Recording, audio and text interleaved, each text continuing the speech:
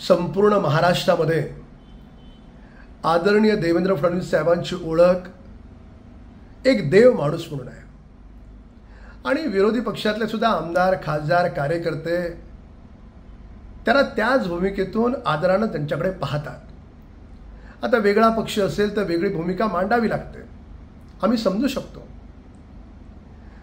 पण खासदार प्रणिती शिंदे खासदार झाल्या शुभेच्छा त्यांना, पण महिनाभर कसली वाट पाहत होतात तुम्ही? निवडणूक पूर्ण होऊन आता महिना व्हायला आला। जर तुमच्या आरोपामध्ये तथ्य काही आहे तर महिनाभर का गप्प बसलात? कोणी तुमचं तोंड शिवलं होतं का? कुठे तक्रार केली नाहीत? आज आपण बोलतात त्यावेळेस का नाही बोललात?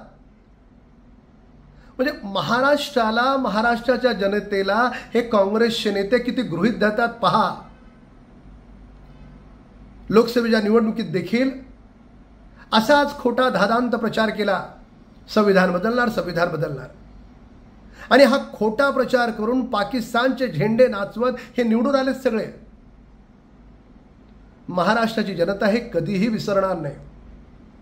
त्याच्यामुळे आदरणीय देवेंद्र फडणवीस साहेबांबद्दल एक राजकीय भूमिका, तुमच्या पक्षाची भूमिका म्हणून तुम्ही जरूर आरोप करा, पण अशा प्रकारचे गंभीर आरोप करत असताना महाराष्ट्राची जनता आणि हा महाराष्ट्र पक्ष म्हणून तुम्हाला कधीही माफ करणार नाही।